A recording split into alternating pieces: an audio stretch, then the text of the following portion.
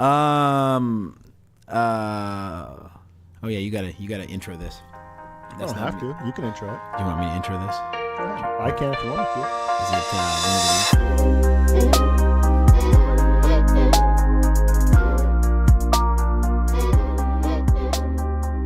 it Welcome to the Fringe Youth Worker Podcast with TJ and Sonny. Hello and welcome to the Fringe Youth Worker Podcast. My name is TJ McConaughey, and I am joined by my co-host and best friend, Sonny Saltalamacchia. Sonny, what is real? What is real is the gorilla is inside the cage after you thrust it upon me, a Facebook Live video that I was not prepped for or prepared for. I had not shaven nor sprayed cologne on, and but I rolled with it anyway because that's what we do. You didn't roll with it. You wussed out. You totally kept wussed saying out. About there was echo, and I tried saying re-add me. You wouldn't want to add me, and then you're like, oh, there's 5 people paying attention to me. I'm gonna hog it all for myself.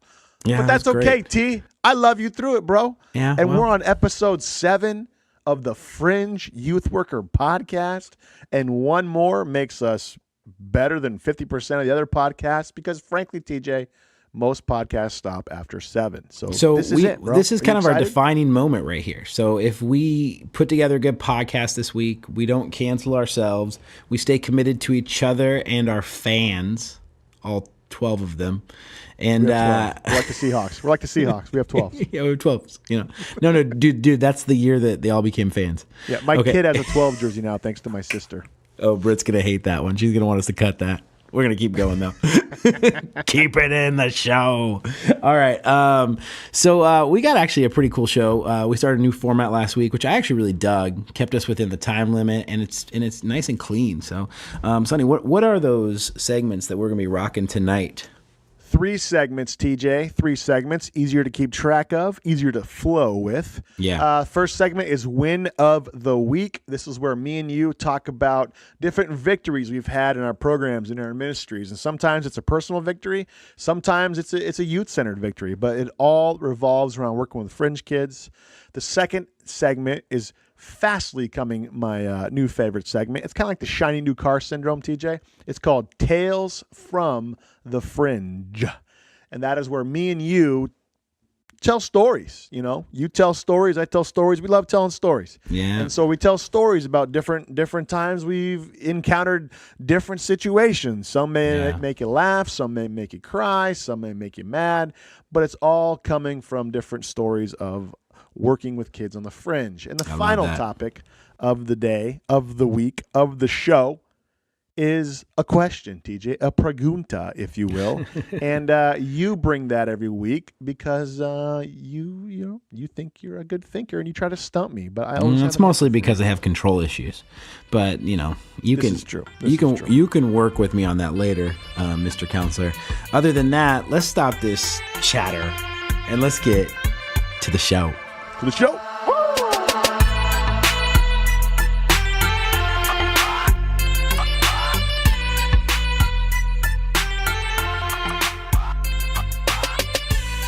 Join the conversation on Facebook and Instagram. And when you subscribe to this podcast, please leave us a 5-star rating. We desperately need your approval. Win O the week. Win O the week. This is where Sonny and I compete to see who is winning harder at life. And I have to tell you guys that right now I am 2-1 loss. Sonny is 1-2 losses, which means that I am winning harder in life than Sonny right now. But I think my one win is like better than 5 of your wins. I doubt that because one of my wins put us on the map in this podcasting world. One of my wins is going to be hanging out at the Grammy Awards. I know. We're not going to. Kids I work with. If you don't know, Sonny's going to the Grammys. It was a really big deal in the last episode, but we're done with that episode because now we're on to 7. This is our first legit episode. If this episode goes to 77 episodes, it'll probably still be mentioned, bro. Just saying. Just putting it out there. I know for a fact you're never going to stop mentioning that. What I hope is that Taylor Swift gets a restraining order against you. I don't think she's being nominated for any awards, bro. But anyway, this is win of the week. Yeah. Win of the week. Win of the week. So, Sonny, how are you winning hard at life right now? Pretty good win this week, TJ. Working with a girl, 15-year-old girl for the last year. She was referred to us through her probation officer. Had ran from several different programs, ran from a residential program, ran from a behavioral-based program, was really just literally running amok, sneaking out of her mom and dad's house late at night, going off drinking, stuff like that. Anyway, met her about a year ago. Was not a smooth process, very combative at first. And, when you work with kids on the fringe, you got to roll with resistance, and you got to let that toughness and that defensiveness and that kind of like prickliness, let them do that, but just be consistent and don't even fight that. Just stay consistent, So, I met her at school a couple times. I met her several times in detention because she would get in trouble and go back into detention, and, just never gave up on her. Yeah. And then so this last week, I got to watch her shred some documents because she had finished a court program and got all of her stuff expunged, and she's going to be off probation. So pretty epic when you see that. It never gets old seeing a kid complete a really kind of comprehensive court program like.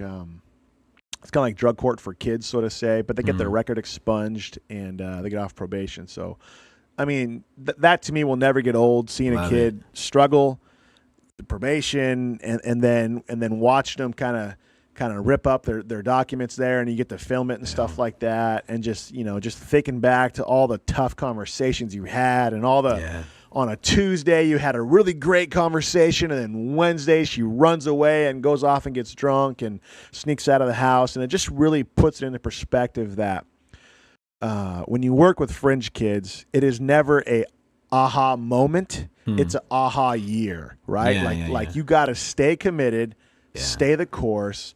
Don't give up on them because that's what they're looking for. Yeah. They're looking to see if you're going to give up on them, much like other people have in the past. And so sometimes their behavior is simply a test to see, are you going to stick around or not? Yeah. And sometimes the behavior isn't a test, but they want to know if you're going to stick around or not. And so I challenge everybody out there, when you have those difficult kids in your program, sometimes those are the ones you just got to play it cool, brush it off, complain about it later, not in front of them, and just continue to love on them, and eventually you will see fruit. And there's nothing better than that feeling, man. I think that's such a cool one. I mean, that just goes to the heart of what you're doing there, Sonny. So much of what you do is to get kids to that point, and I love it. But I think it's such a different context from what most youth pastors do. Our job is to sort of take these fringe kids and bring them into the fold, bring them into the center, make them the kids who are running your program and the student leadership groups and all that other stuff.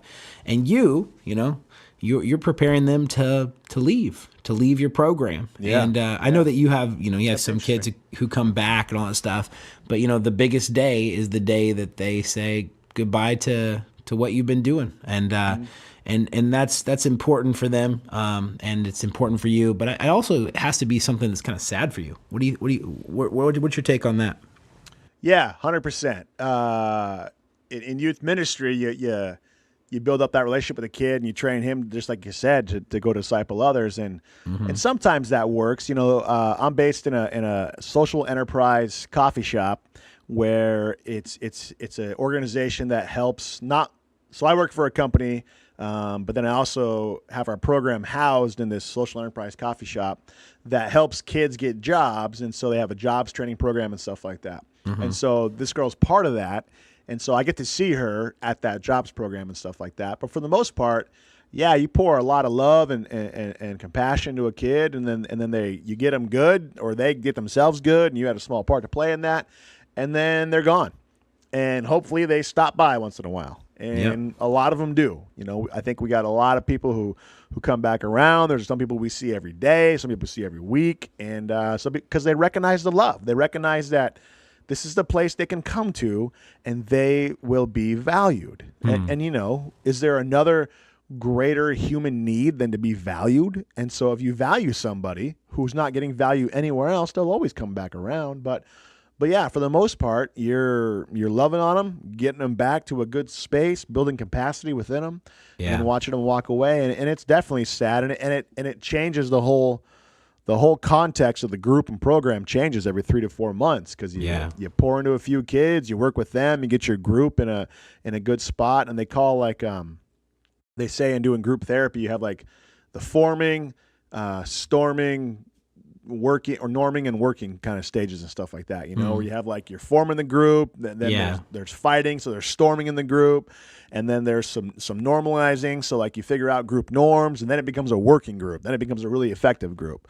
But as soon as one kid exits, then the whole group dynamics changes, Wow. And so and then a new kid comes in, then you got to kind of do the process all over again. So it's definitely taxing, and self-care is the key. But again, just consistently showing love and showing value to a kid just wins all the time. And I love that. I mean, I've seen that happen to you several times. Some of your kids come back as some of the kids that were in treatment come back as interns at Respawn Camp, and that's always a really, really cool thing to watch. And that is that idea of disciples go out and make disciples.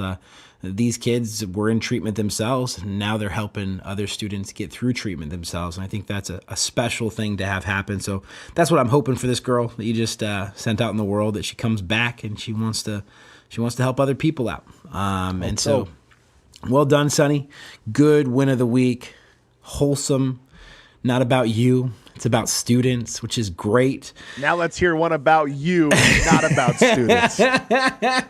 Which baffles me how you keep getting more votes than me, because they're always about you and never about your students, but I digress. This is your win of the week. I have, unfortunately and fortunately, another self-aggrandizing story this week.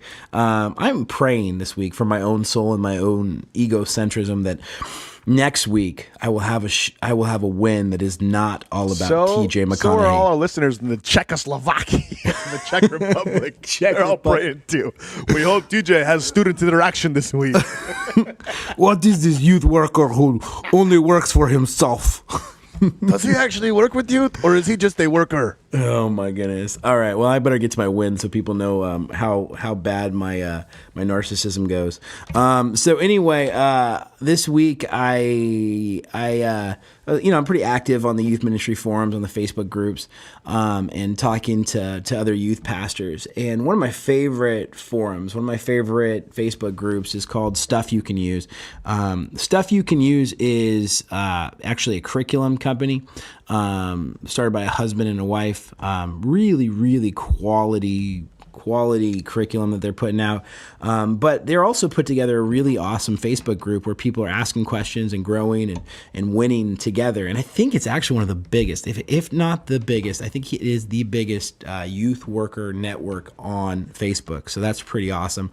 And that's one of the places I've been predominantly posting these 1 minute messages that I've been doing that have been killing for my students. In fact, it's crazy. You produce one of these things, you spend an hour getting it done, making it awesome, and then you send it out, and then for like the rest of the day, I'm on Snapchat just having conversations with students. And it's not just always about the 1 minute message. That usually just gets things started. And people like, hey man, I love that. I got this going on in my life, and I just, I've been able to actually pray for kids while engaging them on Snapchat. And I think that's a really, really cool win. It's something I've talked about in previous episodes. If you're just joining us for this episode, you can get more context for these 1 minute messages by going back and reviewing some of the other shows.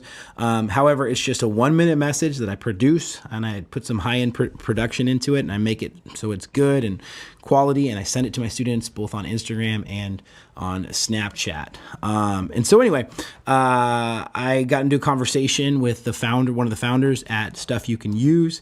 That led to some further conversations in some DMs. I got in a conversation with them, and it's really cool. It looks like I got a Zoom call tomorrow, but it looks like I'm going to be producing a how-to instructional document, and they're going to publish that with a lot of their Grow curriculum coming out. So I'm going to have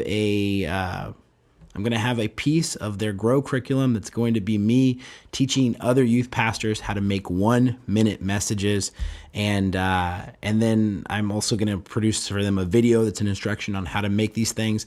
And this week's 1-minute message will be using or inspired by Grow Curriculum Week 2. So it's cool. It's a really cool partnership. We'll see if it amounts to something, and I can add to my list of egocentric things on Facebook. I can add published curriculum writer. I'm not gonna say author because I don't think You're like Pearson. Didn't Pearson write a bunch of math curriculum and stuff like that? I have no idea. Did you? How would I know that? You didn't pay attention to that stuff when you're going to college? Yeah, dude. I went to Bible college and seminary, bro. We didn't do a whole lot of math. But that's cool, man. I mean, respect to you, TJ. Like you put out a quality product, you took time. But the cool part about it is it something you did? Yes, but it was in the context of reaching your kids. Yeah. And it was an effective way to leverage the culture. That's my favorite phrase now. I say it almost every day. You leverage the culture of Snapchat where they're all at, and you found a creative way to reach them in a time span that they could watch. Right? It wasn't like a 15-minute sermon. You got 4 bullet points. It was a minute. Yeah. So every kid can watch it for a minute. And it's interesting when you do research on Facebook views and YouTube views as far as videos go. Yeah. Facebook, the average viewing time of a Facebook video is like seconds, I believe. Seconds, and then YouTube is just a few minutes. And so you didn't make this long, drawn out, I gotta give them every verse in the Bible. You just did a 1 minute, boom. And then even within that minute, you did what every video game's been doing forever, is every 10 to 15 seconds, you give them a change, right? And so in your video, it's every 5-10 seconds, it's changing up. So it keeps the listener engaged. Yeah. And so it was great, man. And kudos to Stuff You Can Use for recognizing that and recognizing that can be effective for other people, and then building a platform to give that to other people. So that's cool, man. That's a big win. Well, and it's not just a win for TJ McConaughey and Stuff You Can Use. Hopefully, it's a big win for them.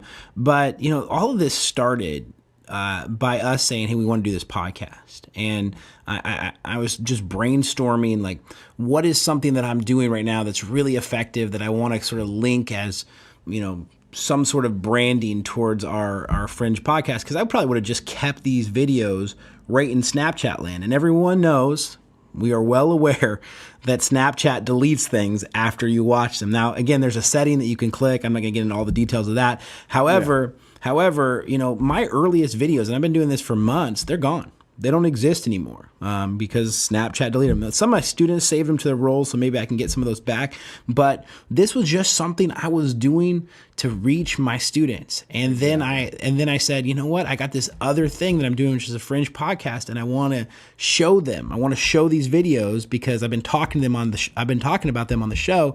And then when I start showing them to other youth pastors, this kind of thing kind of lit up, and other youth pastors started doing these and hashtagging them 1 minute message. And so it got to the point where, this person who's, running their own business noticed, and they're like, this is something we want at the front of our brand too. This is stuff we can use. Yeah, this is stuff you can use. And so I'm excited, man. I obviously didn't think any of this stuff was going to happen, but at the same time, man, what I'm more excited about is I'm going to be producing another 1 minute message this week, and I cannot wait to get into some awesome Snapchat ministry by sending these things out and then getting able just to talk to students like I would on a Wednesday or a Sunday night. I'm taking youth group to their world. Some of these students I haven't seen in months, but I've talked to them. And so I know when they are free, they're coming back. And I think that's the whole point of the 1 minute message. Get out of the church walls. Get out of the church walls. Engage your students where they are. My students are on Snapchat, so that's where I'm going. And we should make a shirt that says the Fringe Youth Worker Podcast, where Snapchat is the modern day Sodom and Gomorrah. Okay, that's a long T-shirt. We need a marketing department. We need someone else to think about these things for us. Come on, that'd be cool, bro. That'd be dope. That'd be cool. You know what? We can work with it. We can work with it. But really, I give you this win of the week because Sonny, people don't know this about Sonny, but he has actually produced a 1 minute message that only I have seen. Ooh, it's private. It's private. It was made in private, and it was made to mock your 1 minute messages because you kept saying it to him. But here's the deal, TJ. I'm the audio guy. You're the video guy. That's why we work well together. AV right here. AV. Brit's supposed to monitor it all, and last week she slipped up. So, I think that if this thing does last 8 episodes and we come, I think you should celebrate it by posting your 1 minute message and seeing if you can get that thing to trend on Reddit. As soon as you show me a legit paycheck from your 1 minute message, I'll post my video. Okay. There you go. I'm about to get one. I'm actually about to get a legit one. And I don't know, man. You might want to get on the money train, on this thing. Get on the money pot. Hey, you guys are the decider of who wins these wins of the week. So go ahead and head on over to the Facebook page, and you should see a poll there. The poll will be active this week, and we want you guys to vote on this. Comment, vote, tell us whose win was better. Tell us who you want to win. It should be me. Whose win of the week because I'm helping won the kids. Week. Yep. TJ's helping himself. just like at Thanksgiving, just help myself just a little bit more. A little bit more stuffing, Grandma.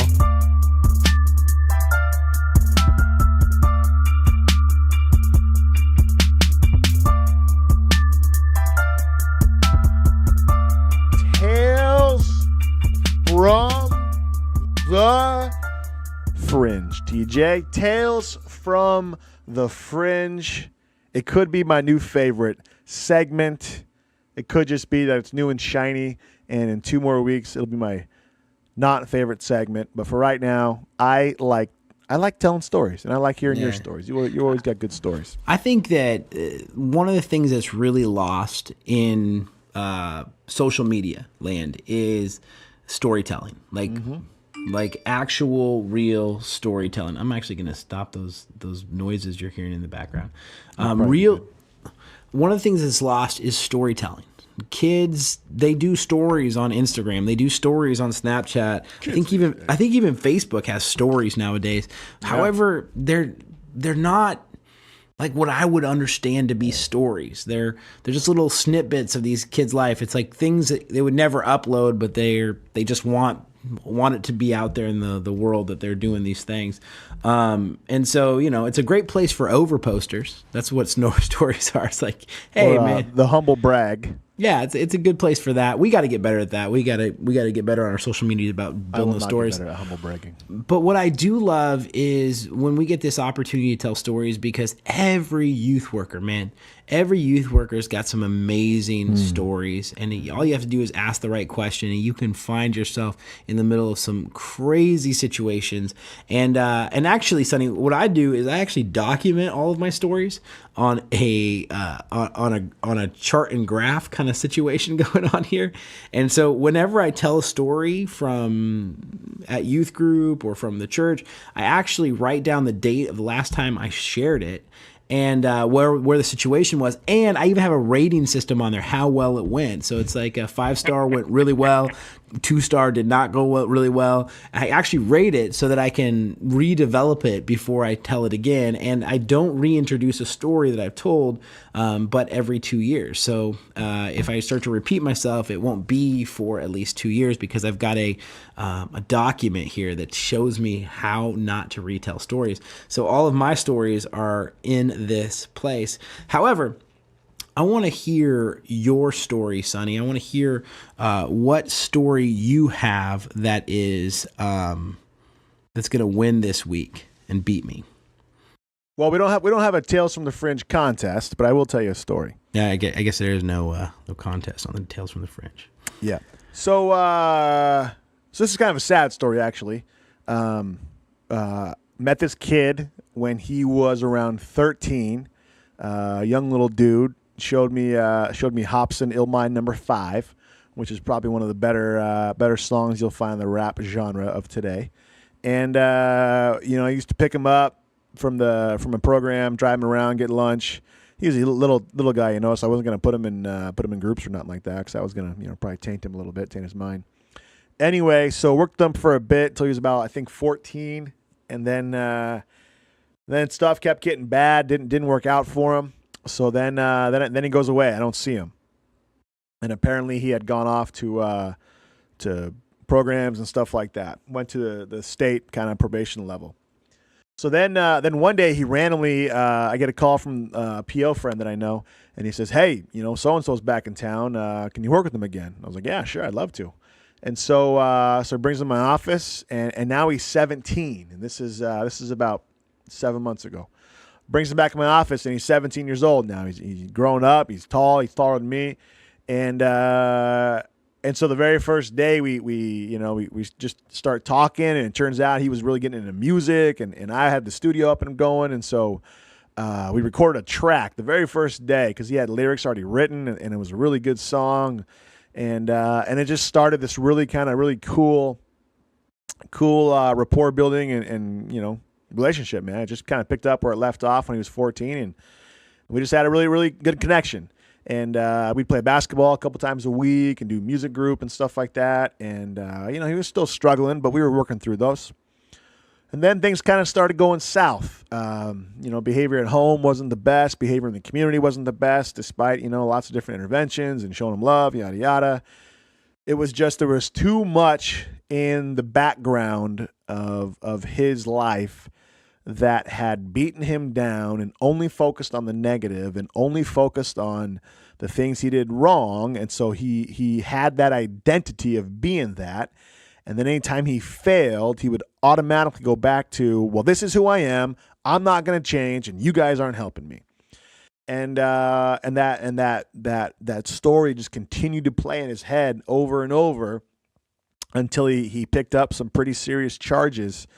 And during this time, he got put in detention a couple different times, and so I'd go in there and visit him and stuff, and then he would get let out. Anyway, so this last time though, I visited him on the December 21st, right before I took a vacation, and he had just gotten locked up, and he's facing doing some time, doing several years actually for his crime. Wow. And man, it was sad, TJ. Probably one of the more sad moments of my careers. I'm sitting in this detention in the visiting cell. He's on the other side of the glass, and I'm on the other side of the glass, and it's this little tiny visiting room. Yeah. And all of a sudden, like these images go through my head of like when I used to visit him when he was 13, and then when he was 14, and then of the good times we had recently. And then I started thinking about his childhood and what he'd gone through and what he'd seen and what he witnessed and what he didn't have because his father dipped out, after beating his mom and stuff. And man, I broke down, dude. I started tearing up because I was telling him, I was like, man, this is probably the last time I'm going to be able to see you here. It sounds like you got some serious charges and you're going to be going away and I won't be able to see you up there. And this is goodbye for a while. And then I started getting emotional, my eyes started tearing up. And yeah. Normally, that's happened before in the past. How can you not care on some of these stories, right?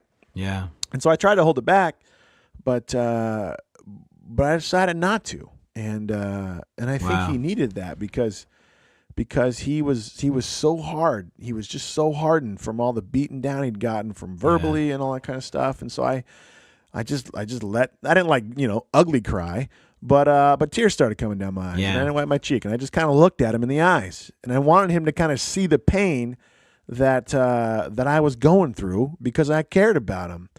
And then he kind of looked at me, and then he kind of lost it, and so So we just kind of sat there, as as two dudes do when they're crying. It's just like, yeah. But it was really this man. It was this really special moment, and a really special moment in a really dark place, both physically and both like where he was going to go for a while. And so we kind of gathered ourselves and just I said I love you, and he said I love you back. And got much love, and we every time I leave, I always put my knuckles on the glass, and the kids always fist bump from the glass, and so we did that and looked at each other, and then I walked out. And, wow, man, and that's the last time I've seen him. And so Tales from the Fringe is good, and sometimes they suck, and but you know what? You don't lose hope. How can you never lose hope? So just like the girl who took a long time, you never know with this kid. Yeah, but Sonny, thank you for telling that. That's a beautiful story right there, and yeah, that is Tales from the Fringe right there, and that idea of just putting your knuckles on the glass, man, that's crazy, and man, thank you for that, man. I just love that picture, and I love that you own the emotion, you own that space, I think that probably everybody in that kid's life had failed them. Every adult had failed them at that point to get them there, and you were there, and you owned the emotion, and you kind of made him own that emotion too. Exactly. And that is something that's like, I think we put it out on our podcast. You talked about it in some previous episodes, but one caring adult can change everything, and if there's this one person who believes in you, man, that's so powerful. That is so powerful. And I guarantee you that dude locked up right now behind bars is thinking about that one caring adult who he let down. And so, man, I think that's just it's just a really, really good picture, man. Thank you for sharing that. I think that's totally where we exist at. My story is gonna be a little bit more lighthearted, but it's also got a pretty serious side to it. This is a person that me and you both know. And this person's name is TK. I'm gonna shout out to him right now because I know he'll be excited to hear his name on the show. TK came to youth when me and you were just getting started down there in Oregon, and he came on slip and slide night. And we used to build these epic, amazing 100-foot dual slip and slides. And we did all sorts of crazy things with them. But every night you do a slip and slide thing, there would be two groups of students who would emerge. And the students who were into the slip and slide, and the students who are too cool for the slip and slide, and they would just be watching. TK, on his very first night, came on Slip and Slide Night, and he created a new category, and that was people who would forever own the slip and slide. He was Mr. Slip and Slide, and he absolutely loved it. He kept slipping and sliding down that hill, even past the time is when we took the water off the slip and slide. I didn't see it happen, but I'm sure there was a point when he jumped on that thing and it just hit the brakes. There was no more water. There was no more time for slip and sliding, but he couldn't get enough of it. And that was TK. TK could not get enough of it. And TK was one of the students who's just a little bit more, he's just different than most cats you're going to meet in youth ministry. And he wasn't the jock kid, the star football player. He wasn't, the star drama athlete. He was just kind of an awesome kid, awesome kid. And TK was a lot of things, but me and you both, even to this day, TK holds a special part in our heart. And so it is with all the love in me that I tell this story, because the slip and slide story that's just the first time we met TK. This is the TK premium story. And just to kind of give you guys a picture, TK was kind of the alternative kid. Didn't know Jesus, came to know Jesus in our youth group, and then whenever the door was open, he was going to be there. And so TK, in his long army trench coat parka thing that he always wore. yeah, and he'd have some sort of foam, duct tape, PVC weapon with him. You know, that was TK. You know, Fresh off the battlefield of the local LARP. Yeah. TK definitely got into live action role playing games, but that's not the story that I have to share. He took up an office in my office. He declared himself at some point my unpaid assistant, and he would come in pretty much every day when he got off school and just kind of hang out with me there for a couple hours. And I put him to work. I had him making some videos, but one day TK came just a little bit late to my office. And he comes rolling in, and he is out of breath. He's like, and I look at him, and he got sweat dripping down his head, and almost like he just worked out. Like he had just worked out probably harder than he had in his whole life. That's what it seemed like. But he was ticked off looking, like just somebody had made this dude mad. And I was thinking, did he get in a fight? What happened? What's going on, TK? What is this thing? And he kind of rolls in and he looks at me and he goes, people need to keep their dogs in their yards, man. They need to keep their dogs in their yards, man. And I'm like, oh, dude, did you get attacked by a dog? He's like, no, dude, I got attacked by 3 dogs. They chased me all the way to the church. And I'm like, bro, that is terrible, man. I looked down at his pants and like all of his jeans, man, they were ripped up, but mostly just like at the bottom. And so I'm like, man, this poor kid, he probably didn't have to run a mile to escape these dogs that were just chasing him down, you know? And I'm like, man, I'm so sorry. I think I even went and took him out. We went and got some like McDonald's to help him. You picked me up, remember? I came and met you. We went to lunch. Yeah. Later, I went and got you, and we came out, and I was like, well, dude, you know what size dogs were these? And he said, well, you know, they were medium-sized dogs. They were medium-sized dogs. I go, oh. So I'm kind of thinking like, you know, like a border collie, like maybe like something below a lab, you know, like I was thinking medium-sized dog there, you know, what was chasing him, and you know, he's like, I'm like, well, what kind of dog was this? And then he's like, oh, I don't know, I don't even know, I couldn't tell, you know. And then, so we're getting McDonald's, and you're there, Sonny, now. We're driving to McDonald's, remember? We're on Lincoln Street. We're on McDonald's. Yeah, we're driving to McDonald's, and TK's retelling the story to you. Yeah. And this time, he lets a little detail slip. a little detail slip. Just a miniature detail slip. A mini slip. And it was the fact that he was chased down by three wiener dogs. And it was at this point you almost start dying laughing. Was I driving? We're swerving in the other lane because you're like crying laughing. Dude, it was the picture, man, of the kid. Like, you know, again, he wears the long trench coat sometimes. He carries around a staff with him. He was a bigger dude, too. Yeah, He's a big man. And he's just booking it as these pack o wiener dogs, medium-sized wiener dogs. These pack of wiener dogs are chasing him down, and literally they chased him for a good mile. And those 3 wiener dogs, man, they just kept biting at his feet, and I feel bad for him, but he knows this is my favorite story. Like every single time, man, we get together.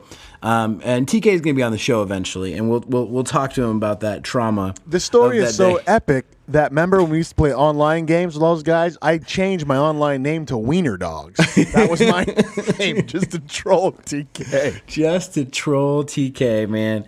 But you made a great point early on in the story Yeah. when you said TK couldn't get enough of the water slide. He couldn't get enough of it. And the it was just the vibe of Pulse and the vibe of the love that was offered to every one of those kids who came in. And we were pulling kids from all different high schools and different Pulse was the name of our youth group. So yeah, people so know we were that, pulling Pulse. kids from everywhere. And TK was definitely the kid who, and he'll tell you this. He's come with me to schools and say this story, so I can say it out loud. He was bullied. He was picked on. He was the oddball. But he found a home at youth group, and he found love, and again, he found value that he couldn't find anywhere else. Yeah. And he was the first guy there after school, and he was the last guy there to leave. He was the guy who's hanging out in the pews. Hey, is your mom coming to get you? Hey, did I ever tell you about the time? And he would just find a reason to stay as long as he could. As long as he could, man. And mostly that was because he's probably paranoid that those wiener dogs are waiting for him outside the church. But yeah, dude, he is, man. He is that. When you think of Fringe kids, for me, it's not always the kid who's got a parole officer. It's not always the kid who's got, who's got an MIP. It's not that kid so much. It's the kid that society has rejected, who said, you don't fit in here. And what I love about youth ministry, man, and I see this more than anywhere else, I think, in the world inside of youth ministry, is that it is filled up with all types of kids, and they can find a home and a community of people who love them and want to see them do well in life. And it was TK, man, who came through in the clutch. We're going to talk about this in future episodes, but unfortunately, Pulse and my time in Oregon did not end well.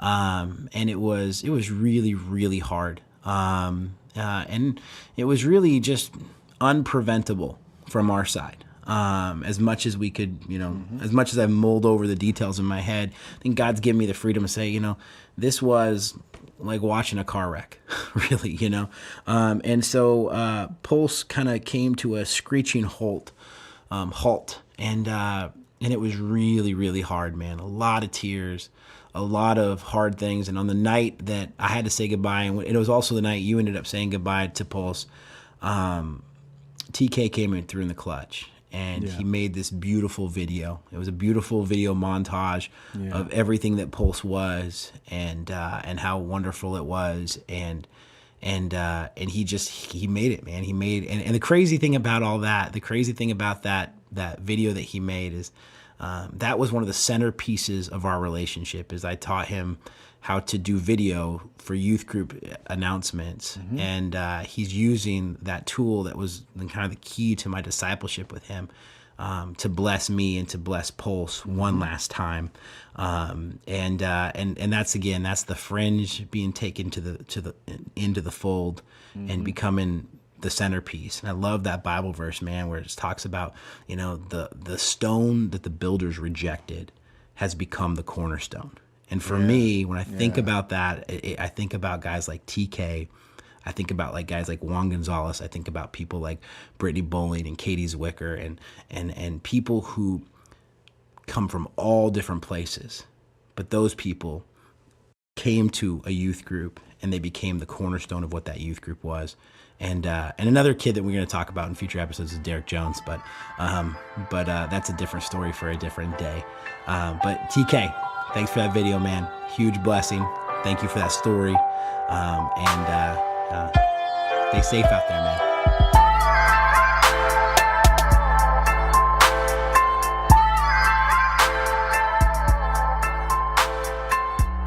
I can't believe you're still listening to the Fringe Youth Worker Podcast.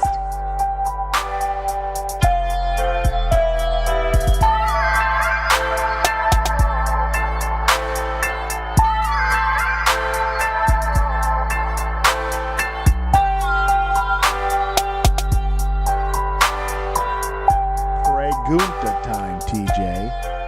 QO the dub. By the way, TJ, maybe this is a good time to say a sneak peek of there might be a musical video in the works called YWP. and it might be a parody of OPP.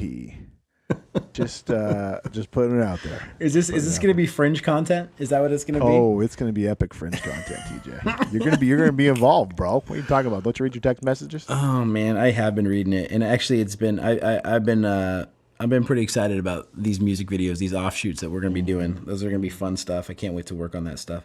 But it is time for question of the week, and question of the week is something where I come up with a question. Sonny doesn't let me tell him the question, even when I think it would be beneficial to the show and to our content if he would know what this question is beforehand. However, I ask him right on the fly, and he answers on the fly. He actually usually does a pretty good job. So, Sonny, are you ready for the question of the week? I am better when I don't think, TJ. Is that plausible deniability right there? Like, Most you can always go back and say, think about it. Because my motivation is always incorrect. If I don't allow myself to have motivation to think about the motivation, then I'm okay. Then the good part of me comes out. Well, you weren't so good on the fly when I invited you to a live video just now. So anyway, we're gonna get back to that. We're gonna be Facebook Live in just a couple weeks. I'm debuting YouTube it right Live. now. We're gonna do it one of those two places. Anyway, as a youth worker, Sonny. Okay. As a youth worker, what skill have you learned that has changed your ministry for the better? And I'm going to preface that. I'm going to give a little bit here. I'm not allowed to say video, and you're not allowed to say audio. Okay, so you have. I wasn't going to go there. That's you not have a skill. you have to think outside of the box. Of course, you were going to go there. All right, you were going to go there. You were going to go there again. 100% not going to go there. See, What? I would have went there if I had time to think about it, but I would not go there. I'm off the cuff. All right. So what skill, Sonny, what skill has changed your Easy. ministry? And Easy. No, I want. Easy. I already got it. I know, but I just want to say to our listeners here, skill is different than a talent. Like a talent is something that's kind of built into who you are. Skills are developed. Like anybody can develop these skills. So when we say what skills have we developed, we're saying these are skills that you could also develop that could change the way you do ministry. So, Sonny, what skill have you developed that has changed your ministry for the better? Being present. Simply sitting and being with a kid. Yeah. And that means I'm not looking at my computer screen. I'm not looking at my phone. I'm not looking at an iPad. I'm not playing a video game. I'm not talking to him about music. I am simply present and attentive to the kid. And if you think about it, we all know, yes, we all should be, but also think about it in the context of the world they live in and how many times is somebody present in their life on a daily basis. Yeah. Probably not a lot. I guarantee it's not a lot. And I'll give you a really real world practical example of how this is effective with really, not really fringe kids, but just, difficult situations. It was a client I was seeing for a while, 15-year-old girl. Yeah. Had GAD, generalized anxiety disorder. And couple times, 3 times actually, during sessions, we were kind of going to some difficult places regarding her trauma history and stuff like that. She would have mild anxiety attacks. Wow. And one time I really messed it up. The first time it happened, it's happened before with other clients, but with her it was the first time. So, legs start shaking, hair flips, face turns, phone comes out, thumb just starts scrolling crazy. And I can tell she's going into an anxiety attack. And so stupid me, again, I think too much. And I go, oh, what did I learn in school? What did I read about this? So I blurt out, I go, do you know what square breathing is? And nothing. She didn't even blink, right? So then I go, you idiot. What do you do that for, you stupid? So then I sit back and I do nothing. I just sit back and I can tell she's not listening. So I just say, I'm going to sit here and I'm going to wait. But I'm going to be here with her. I'm going to be in the moment. I'm not going to bug her. And when she comes out, I'll be here for her.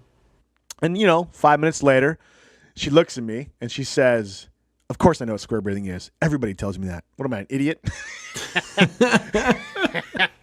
And then I laugh, and then we kind of, I kind of talk her back in and bring her back in, and we end up, going on the day. But so many times, numerous times, the kids will come into my office. They'll be, pissed off. This one kid came in this one time. Literally, this is a true story. Kid comes in. He's pissed off at his uncles because his uncles want him to sell weed, but he doesn't want to sell weed because he's going to get in trouble by his mom and his PO. And so he comes to me. He's all pissed off about it because his uncle's like threatening him, And so I just stopped what I was doing. I said, let's go get a burrito. My go-to. And we just walk. We just walked and talked. And I didn't have my phone on me. I just had my hands in my pockets. I let him speak. I looked at him. We sat down to get a burrito. I sat right next to him. I didn't sit, across from the table. I just sat on the same, not like next to him, but I was just sitting on the same side because it's easier not to look straight at a kid's face. Yeah. And they feel more comfortable. And I just was there. And when he was quiet, I was quiet. Yeah. When he was talking, I was talking. And I think that's there's a reference in there, right? Like when someone's happy, you be happy with them. When someone's sad, you be sad with them. And so I have found just simply being present, being still, shutting up, shutting off all the devices goes so far with these kids because they often don't have that anywhere else. Yeah. And I just love that because oftentimes we think it's some sort of, conversational breakthrough that gets us to that place. And truthfully, we've all had those, right? We've had that moment where it's like you said something like, in Good Will Hunting, there's the whole scene of, it's not your fault. It's not your fault. I've tried that. Your fault. Failed. It's not your fault. And then there's that big breakthrough and everyone's crying. And, when we first saw that back in the 90s when that thing came out, I remember I was crying. I was like in middle I watched school. That movie like once a year and I always cry at that scene, Yeah, I mean, it is a great scene. It is a great scene. However, and you hit on this, is actually sometimes the relationship calls for silence. Just being there, doing something together, but you don't have to talk. And I have so many relationships with students, especially students who are a little bit more introverted. They don't want to fill up every moment with sound. And that's one of the things that I've learned over the years, and this about me, is like, I like to fill up every moment with sound. I like to have conversation. I like to do that. If someone's not talking, my first place I go to is, what's wrong? What's going on? That's a natural human tendency we want to talk to avoid the thoughts in our head. It's the same thing as like when you go to sleep at night, it can be hard sometimes because when you turn everything off, you're stuck with yourself. And I think that's why it's so important to turn everything off so you can be by yourself and you can get real with yourself. That's something I tell the students all the time. I say, you are who you are when you're sitting in your bed and you're trying to go to sleep. And if you can't go to sleep, then maybe you got some stuff on your mind. But same concept, man. Like we have a problem as people being quiet and being with ourselves and with other people. Yeah, and so that's why next week on the podcast, me and Sonny are just going to be together, and we're not going to be talking. An hour of just us being quiet with each other and with you. And it'll probably be the best sounding podcast we've ever done. The content's going to go up next week. Every 19 minutes, just a random music will start playing. Or you might hear a fart in the background. And Britt's voice will come on through here, Yeah, Britt will be like, what are you doing? Hey, we're just experimenting with silence. Or practicing mindfulness podcasting. Oh my goodness! No, I say that. All right, so your skill. What's your skill? Mine's be present. Oh yeah, you know what? And mine's be consistent. Consistency is so key, and consistency is something anybody can do. Yep. Anybody can do it, and it's just a discipline, man. It is just a discipline, and I have been in ministries. I've taken over ministries when they've been kind of low, and that's kind of what I've done my whole life is kind of start from not a whole lot and build ministries into bigger ministries, and that's sort of what I've done. And a lot of people, man, they get lost in the program. They get lost in the who, what, when, where, whys. And they want to document everything you do. When there's a little bit of success, there's people who will come in and they'll ask questions. Oftentimes they don't ask the right questions. They ask the questions of the perimeter things. And this is what I usually say to people is when I show up at a program, and you can verify this, I actually don't change a whole lot programmatically. I don't change the night. If the night's Wednesday, we stay on Wednesday. If it's Sunday, we stay on Sunday. If there is a small group element, we keep the small group element, at least for initially, until I can evaluate whether it's effective or not. And my programs historically over my 12-year career have been really different depending on the staff that I'm given and what's kind of already happening there when I show up. Because more than, where do you put your game? Do you do that before or after your announcements? More than do you do an upfront game or do you do a game throughout the whole church? When you do you actually do worship with middle schoolers, or you just kind of do fun songs with them? Everyone wants to know the deets on that stuff. Stuff, it's important, but it's secondary. It's secondary to just being consistent. If a student knows that at 7:00 every single Wednesday, their church doors are going to be open to them, so long as it's not a holiday or a snow day, then you've done something special. If you can just exist in a student's life in such a consistent way, you want to change the face of your youth group. You want to change. Stick around, be consistent, keep on just and kind of being there, but not just being there every once in a while. Be there every week, and train your leaders how to do that too. I think about this story. One of my favorite students, his name was Hayden. They moved to Florida recently, and actually his mom listens to the podcast, so shout out to Allison. Thanks for listening. Hayden, when he was in, I think, 7th grade, so I do middle school through high school. He was a 7th grader. He was a pretty cool kid, man. And he was a cool kid too, but he didn't really let it go to his head, I don't think. Hayden comes to church, and his mom works at the front office of the church, and he shows up here because his mom's got to work and she needs to be there, and she goes, and Hayden looks at his mom and goes, "Can I go up to the youth room?" And she's like, "Well, what are you going to do up there? What are you going to do up the youth room?" I'm going to go up there and I'm going to go see TJ and play Foursquare with him. I mean, this isn't youth group night. This isn't anything, right? Like, and she's like, "Hayden," and trying to explain to him, he's not just up there playing this eternal Foursquare game. He's a youth pastor. He actually has an office and hours that he's usually here or not here, and he's got meetings and he does other things besides just hang out in the student center and play games. And I remember laughing about that because, a lot of students think that about youth pastors, like, what are we doing all day? And but man, I think that the consistency that we brought to this place was so much that Hayden couldn't envision me not being in the student center playing Foursquare with students. And that right there, that's the programmatic element that is the special sauce, man. Be consistent, and then Sonny's is probably second to that. Be present. Well, they go hand in hand. Yeah, you can't be present if you're not there, if you're not consistent. Mm-hmm.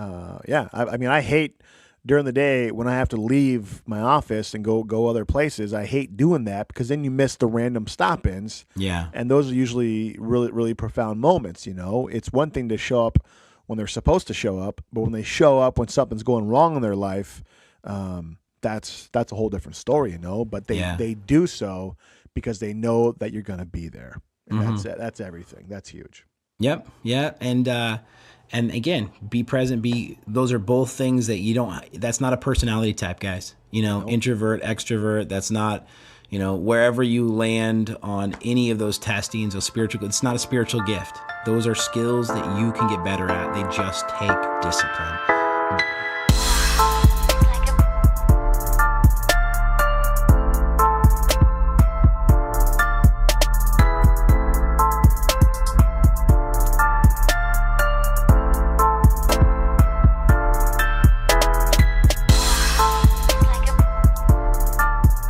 right, TJ, the final segment of the show.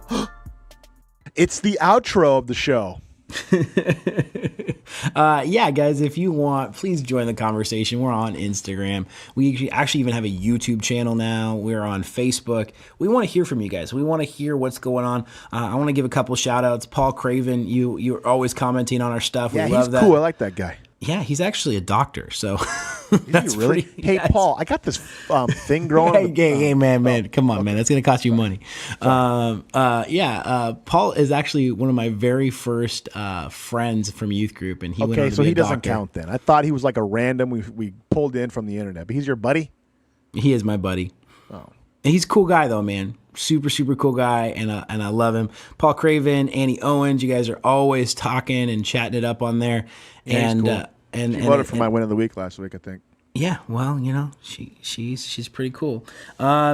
Anybody else? Is anybody else on our things that you know of that we need to? I don't know. I think our Facebook page hit over 200 likes, so that's pretty epic. Yeah, that is pretty great. That's super awesome. And guys, yeah, we just love that we're starting something that's starting conversations in your context. So join our conversations. Me and Sonny will almost always try to reply back to you if you say something about what we're doing, and we just appreciate all the love and all the community that's kind of building there. So and go to iTunes. iTunes helps us get noticed. We noticed there was a new review this last week, TJ, that I do not believe was written by one of our aliases. It's a legit iTunes review, and I was pretty excited about it. Oh, man. That's awesome. So go to iTunes, like and rate and review. Mm-hmm. That helps us and helps spread the word of how to work with Fringe kids. So thank you guys. We're just super excited to keep bringing you quality Fringe content. And go.